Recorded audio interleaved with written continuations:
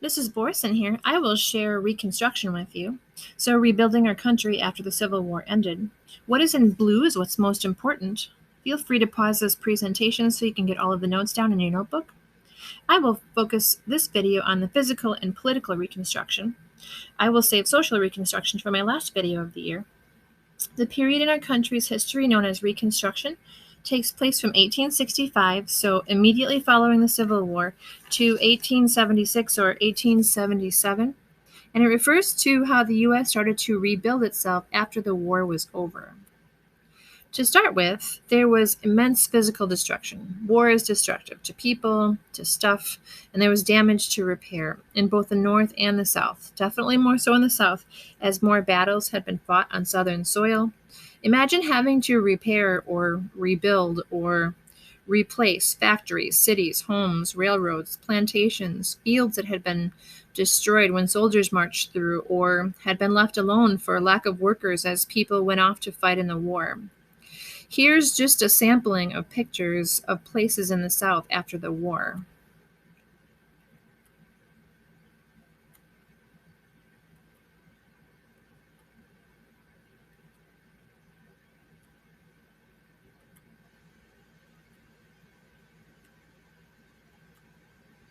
Imagine coming home to this after the war. If you consider rebuilding this place, for example, it really depended on the people or the family as to whether or not they could rebuild. People tended to fall into one of three categories. Some people could start rebuilding and worked at it as quick as they could.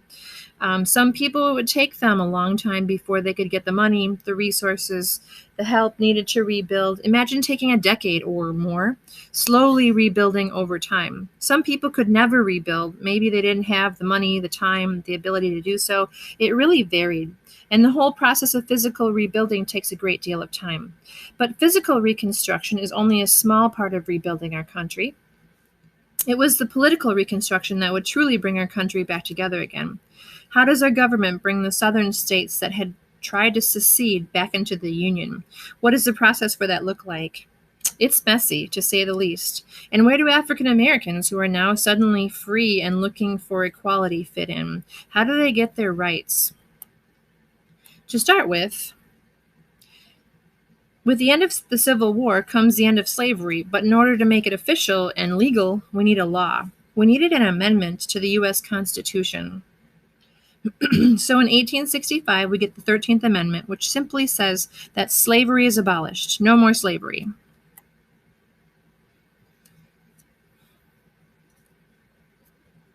A few years later, we get the 14th Amendment in 1868.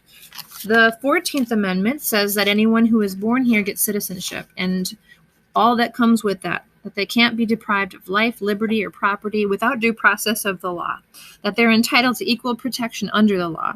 This applies to anyone born in the U.S. or anyone who goes through the process to become a U.S. citizen. This will finally undo that Dred Scott decision that said that African Americans were property and not citizens. This allowed African Americans to be citizens of the United States. The 15th Amendment came in 1870, and it allowed all male citizens to vote.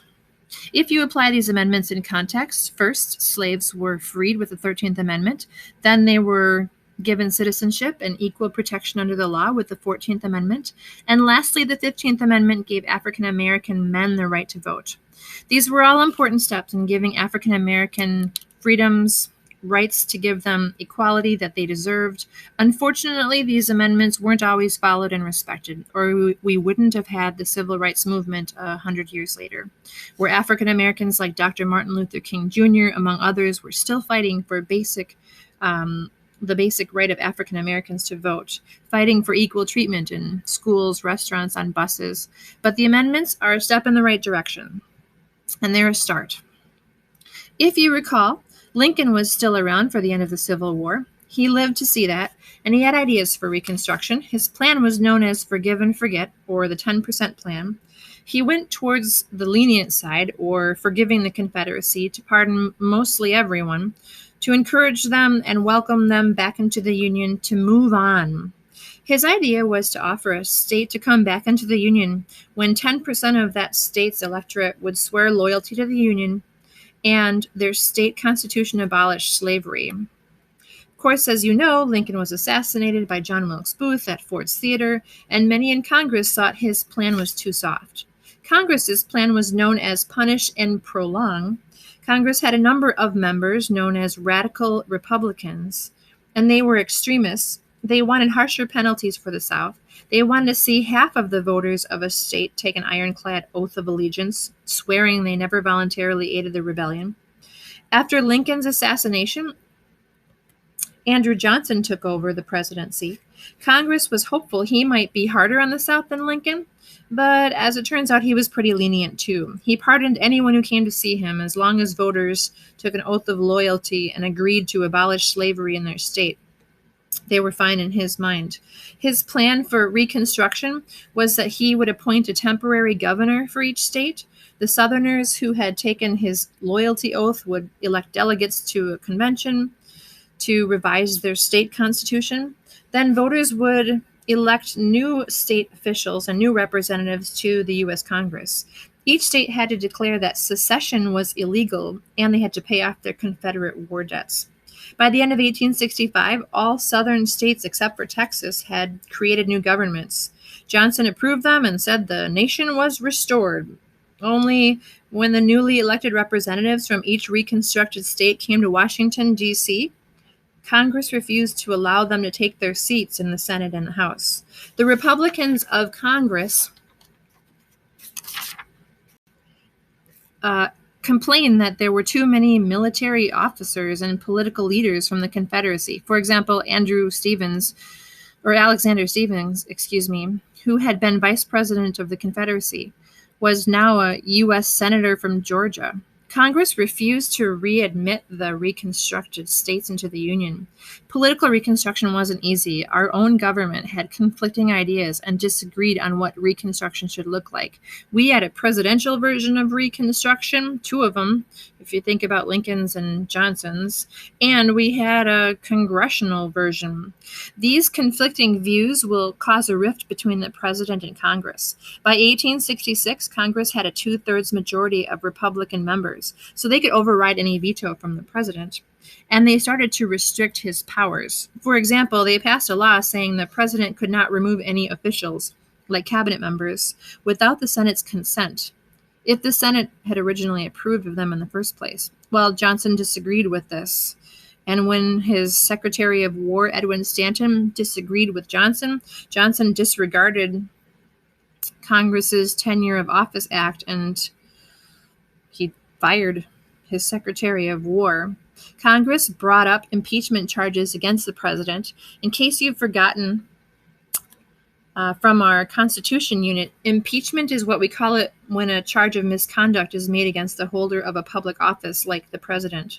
So if the president breaks a law or does something wrong, he or she can be investigated by Congress. If they are found to have done something wrong, it's like being found guilty at a trial. They get the forever stain of impeached on their presidency. But impeachment doesn't necessarily mean they're removed from office. 3 presidents have been impeached so far.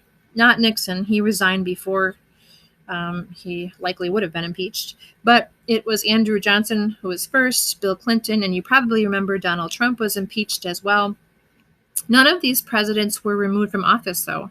That's the last part of the impeachment trial.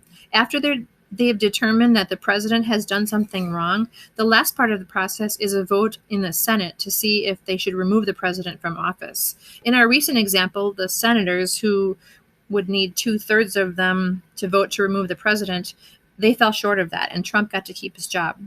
In our Andrew Johnson example, when the Senate voted, it was down to 1 vote. By 1 vote, Andrew Johnson got to keep his job. But after that, he didn't have a lot of say. So Congress is going to take charge of Reconstruction. They will divide the 10 states that need to rejoin the Union into 5 military districts, with the U.S. military commander in charge of each district. The military would stay there until the states rejoin the Union.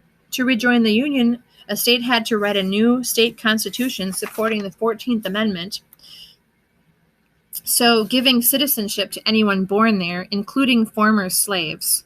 and the state had to give African American men the right to vote, the 15th Amendment. President Johnson disagreed with this. He was very racist. He had been a slave owner himself, and he said that the African Americans did not deserve the same treatment as white people. But Andrew Johnson did not run for a second term, and Grant will win the election of 1868 easily. He was seen as a war hero, supported by black voters in the South. He ran on the platform, "Let us have peace." Shortly after he was nominated, Congress readmitted 7 states. 7 states had approved the 14th Amendment and agreed to let African American men vote. However, they will start to use violence and intimidation in the South to keep African Americans away from the voting polls. Grant will serve 2 terms till 1877, but his presidency isn't as famous as his Army career. He's more remembered as the general who led the Union to win the U.S. Civil War than a very effective president. The country had a lot going on when Grant was in office. We had some major economic problems. There was the Panic of 1873. There was an awful 6-year economic depression. Our country continued to spread west, and with that came conflicts with Native Americans over land. So Grant had Indian wars to deal with. Our country had major money problems. The cost of rebuilding was high, and the South's market for cotton fell through, and now they had competition as Egypt started growing and selling cotton as well. Grant had all of these issues while trying to keep peace in a country that was on the mend. Just one of these issues would have been a lot, but all at once made it tough for Grant to make a whole lot of progress on any of them. I'll tell you about African Americans and their experience with Reconstruction in our last presentation of the year on social reconstruction.